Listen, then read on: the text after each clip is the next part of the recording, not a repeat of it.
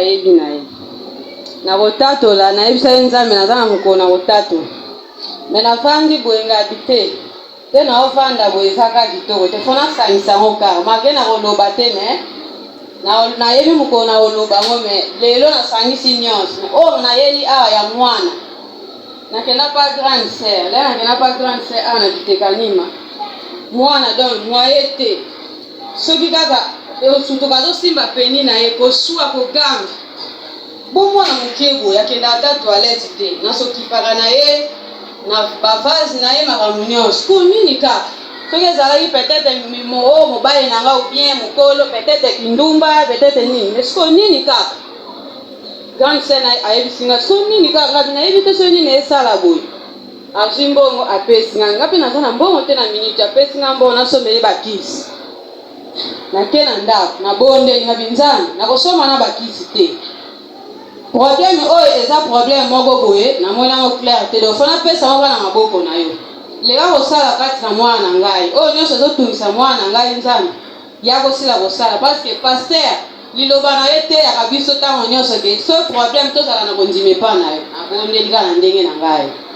na ntongo ekontinue kaka bitikanake nasombaka kisi nasombi amoxicilline na melisi ye ntango na melisi eselo nde na explikaki na pharmacie eleki nango ese manifeste kutusu makasi ok esalisa baexamen nake na gari nasalisi examen nasombi bakisi mpozala ba 16 000 francs nazomelisa ye rien kaka mwana koganga butu mobimba kosuba makila nzambe estce obilanga juste peut-être nde tokenda bilanga mai wana ntango mai nesilaka na melisa to ndeni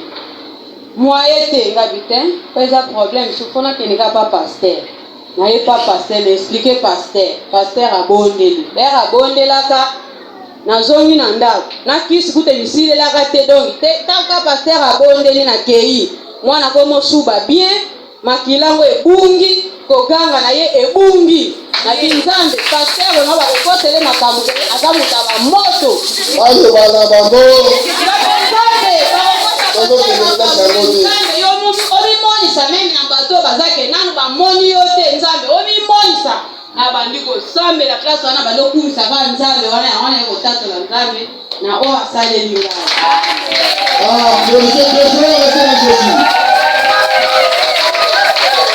ezali mokolo ya communion voilà na bakibana mike balea bango communion tomeki pete bayaki mpo momo réduire kosakote nzambe. Voilà ce qu'il y avait les enfants. Quand on vient du banda, nous avons apporté des rapports qui étaient développés, moi on a tout sur ma maquille, tout ça là. Ah, quelques mots n'a pas dit ça, moi on l'a dit. Donc il a tout ça, ma maquille, on a réfléchi là. Sous ma moi les hommes, normal. Voilà Dieu a pris, a confirmé. Amen. Pour dire que Dieu est dans la communion. Amen. Et son gars de Dieu va le faire ses enfants.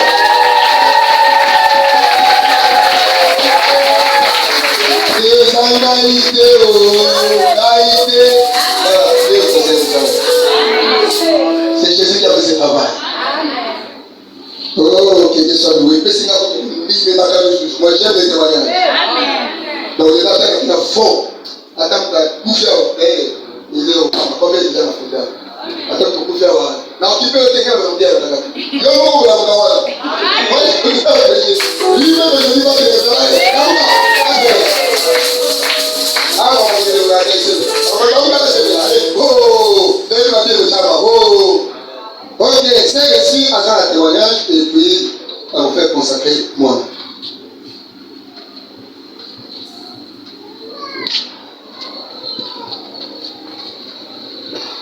Bon, on n'a pas la mike, on va compter la qualification de Tony Bakeli Bana. Est-ce que comme ça nous amène à saler la kingai?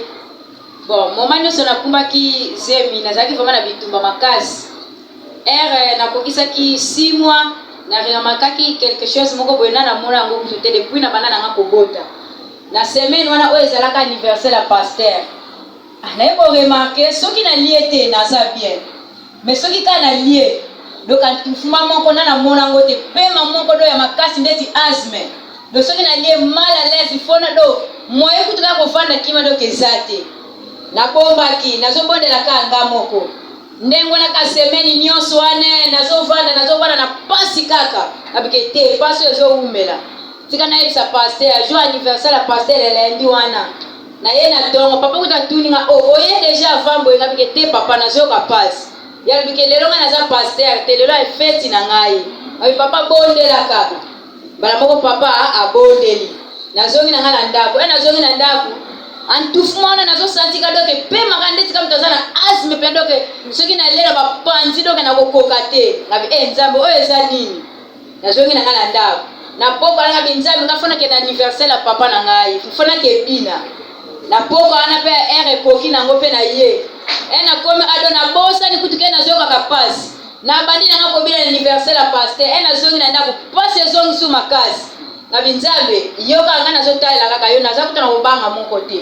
na vandi ezala kafuta ba mekelo be vendredi nzamba alobeli nga message ebimi alobeke te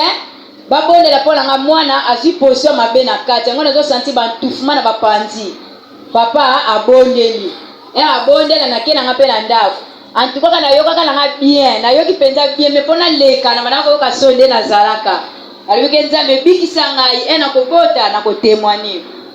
na vandaki après ça mikolo lekaka susu pasteur alobiki te message ebimi soko lingo ke kobota avant okende benga ngai problème eza te na vandaki na vandi ti bangonga na ngai ekokaki dimanche ya suka nayaki na église lendi pasteur abetaki surtout kote na biso wana pasteur alobiki esele si na mona olembi ngabe papa nalembi nakoka su te na vandi na lendi wana na pokwa na bisinza le pasteur linga voyager susu na tika la su boye fale papa zala nga boye na okoka te nazo banga mbala moko na butu wana na senti ndeti pasi deux fois pasi na sentira pasi ekobunga ebungi pena butu mobimba nga te nga linga basine wana te na linga soki pasi ebandi ebandaka mpo na libela me oyo ezobunga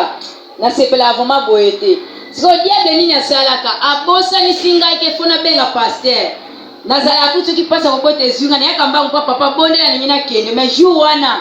do ide kuto ezati kitozaka na pasteur makolo doke kilo nzoto neso kidoke nazo sekate nazo loba te na ndako do na vandika kimia pasi pe ebunga bikete na ke pasteur viki fana kena na lungwana na ke zota atunga nazo kanzoto biente mais nazo sela na papa ko pesa ngane fils kata 3000 na koma na ngokuna alfa preneur albikete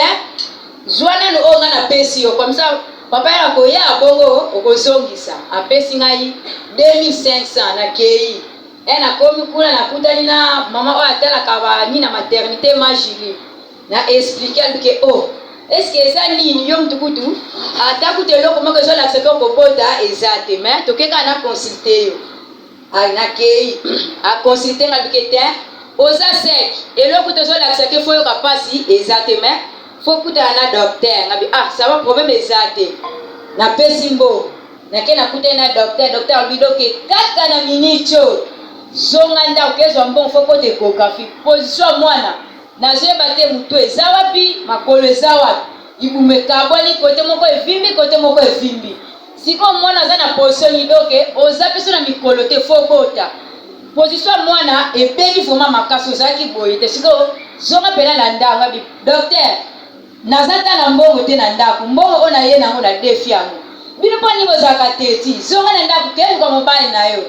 problème ezata pesi ngai ban nake kofuta mbongo na kesi nazwika pape wana nake pa Majili nga na ke na ndako docteur alobi na kote échographie pona nini kotia tembe te zonga mbango kote échographie te ba position mwana ngabi botika kanga na kei nazwi pape na komi nango na ndako na koti na chambre na fuka mina pape wana ngabi nzambe yo nzamba pasteur Feli na yebike okosa te kaka mikolo oyo kako kitaki soki vraiment eza vraiment yo vraiment kitaki na yebisi oka boyenga na mona ta complication moko te nanga na mwana il faut ne lekaliboso église nga fona ke kotatra na koyoka eloko te na bondeli mobali nanga ye na ndanga bena expliquer bike vike oza deja na kondima na kopesa ope mbongo te zalaka na poso na baya komitungisa noto koluka no pe mbongo te tofandi mbala moko journée mobimbe le mardi wana na lamuki le mardi wana journée mobimba pasi bongo kaka eza na ngote bongo kaka eto komi na ba 20h le mardi wana na santi pena sikoyo pasi sikoyo ebandi koya nafuka misusu nga alobi nzambe sikoyo kota na mosala mpo nga sikoyo namoni pasi ebandi kota sikoyo na mosala nayebisi mobala ngake sikoyo na remarke pasi yabike sikoyo lobi nitokeka bike te nakokende sikoyo te naza na ngana na ndako abimi na ye pake esala na ye mpenga mpe natikali na ngana na ndako nazobondelaka malema na kati ya chambre nazobaluka tokomi 20h 22h tokomaka 0h namoni mpenake te sikoyo fona kende sikoyo tozwi nzela toke biso mibale tokomi kuna na koti alefirme wana oyo nakutaka o mosusu wana azoluka fishi na ngai bike te